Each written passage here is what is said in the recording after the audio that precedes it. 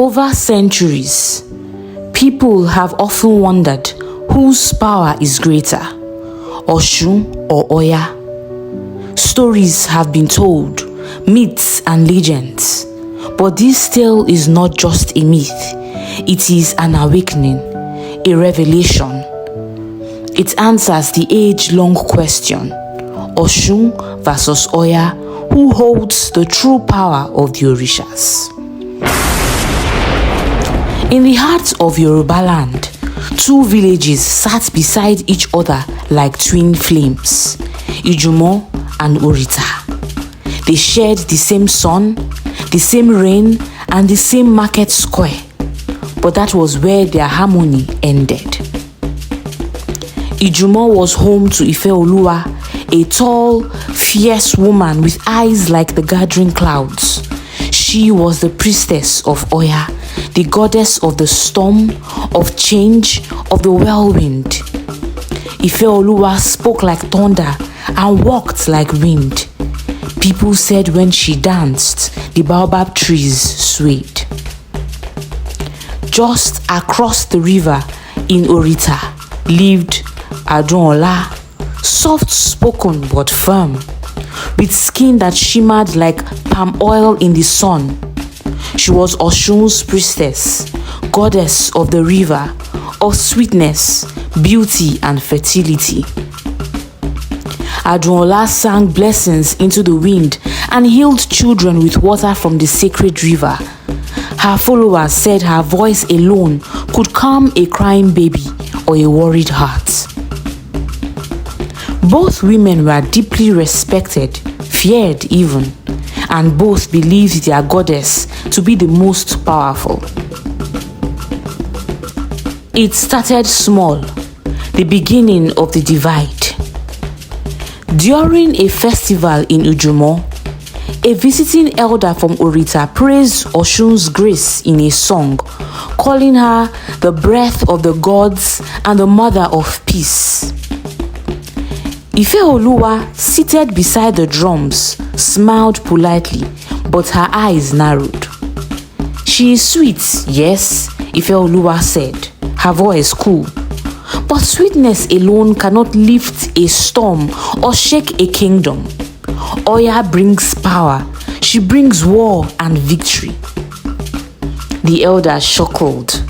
But what is power without peace? That single line became a wildfire. Back in Orita, Adunola heard what Ifeoluwa had said and responded during her next sermon. What use is a whirlwind when the home is broken?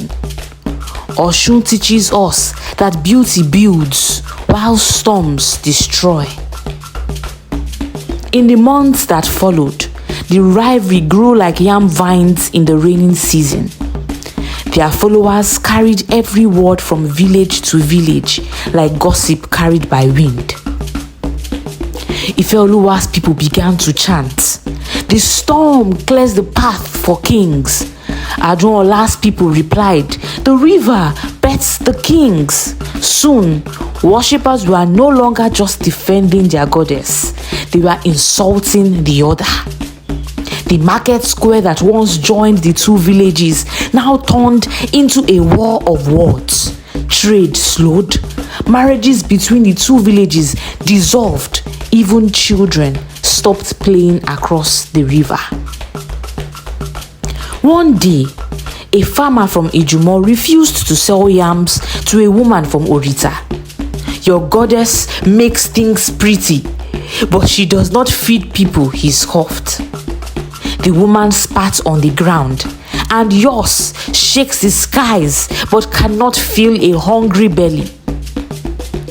The two priestesses, hearing of this, grew more determined to prove themselves.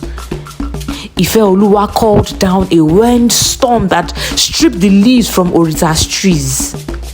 Days later, Adunola stood in the river for 3 hours, calling forth rain so soft and steady that it filled the dry wells in Ijumo. Their powers, though great, now danced on the edge of recklessness. The final straw came during the new moon festival, a ceremony meant to honor all the Orishas together. It was traditionally held in the sacred grove between the two villages. But that year, neither priestess agreed on who should lead the prayers.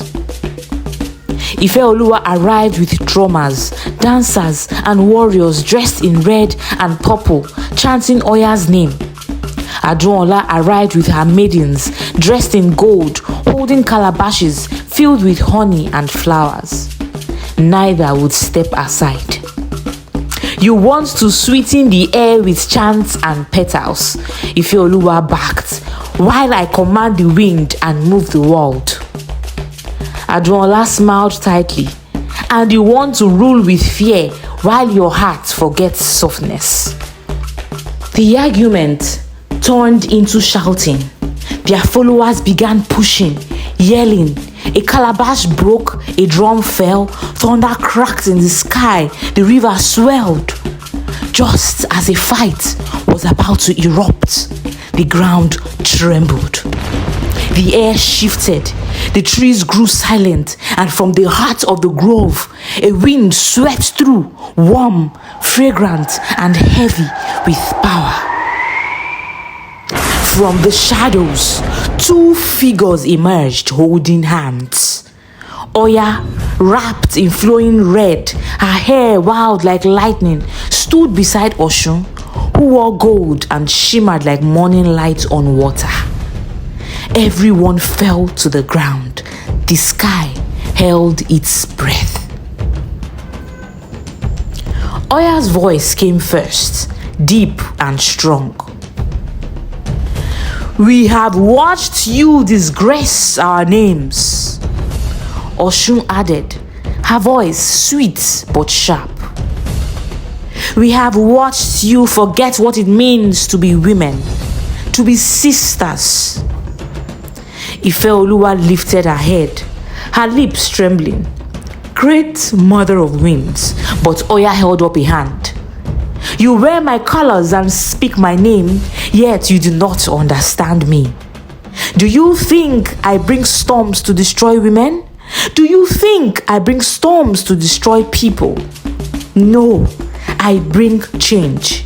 I clear the path so people can walk freely. Adunola bowed. Goddess of beauty, but Oshun interrupted. You pour my waters, yet your heart has dried. Do you think I am soft so I can be mocked?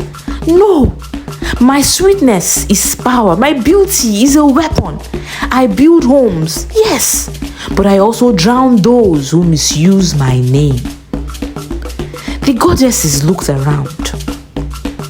You have turned worship into war. You have made the sacred into shame. Then Oya smiled faintly.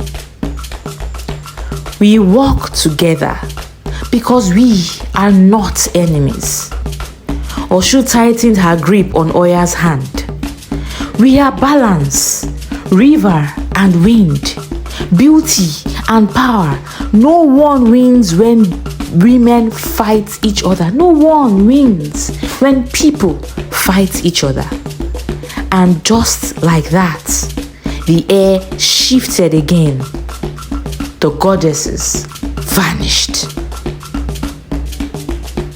Silence filled the grove. The river calmed, the storm passed. Ifeoluwa turned to Adunola, tears in her eyes. I forgot that strength can wear gold. Adunola reached out, and I forgot that power can wear fire. They embraced. Their followers, seeing their leaders reunited, wept openly. From that day forward, Ijumo and Orita held joint festivals. Trade returned, and children once again played by the river. The sacred grove was rebuilt not by one village, but by both. And every year during the new moon festival, the priestesses would hold hands as they danced, one in red, one in gold, reminding everyone of the day the goddesses returned, not to destroy, but to teach.